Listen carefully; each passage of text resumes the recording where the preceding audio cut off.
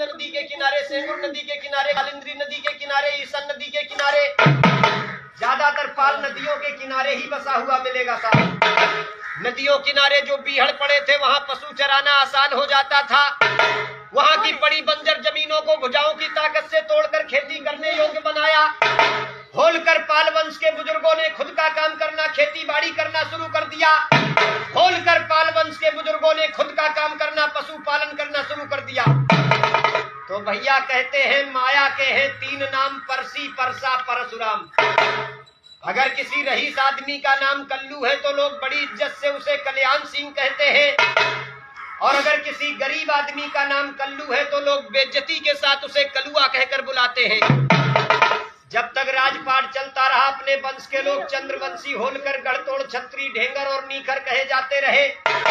लेकिन बाबूजी जब अपना राजपाट समाप्त हो गया तो उस गढ़तोड़ छत्री शब्द को बिगाड़कर लोगों ने गड़रिया कहना शुरू कर दिया।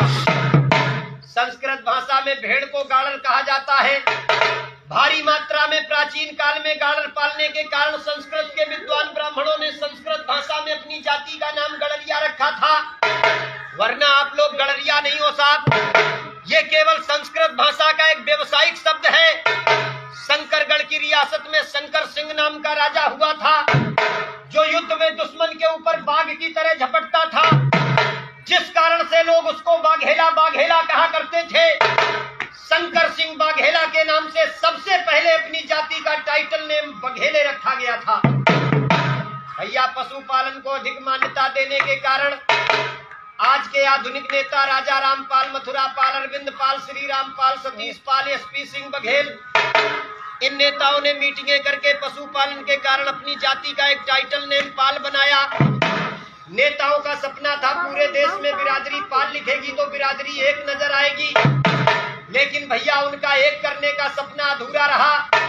आधे लोगों ने पाल लिखना शुरू कर दिया, आधे लोग अपने आप को धनगर और बघेले ही कहते रहे साहब। एक बार प्रेम से बोलो राजमाता अहिल्याबाई होलकर की। भैया ये सुनाई हमने आपको सृष्टि की रचना से बिरादरी की उत्पत्ति।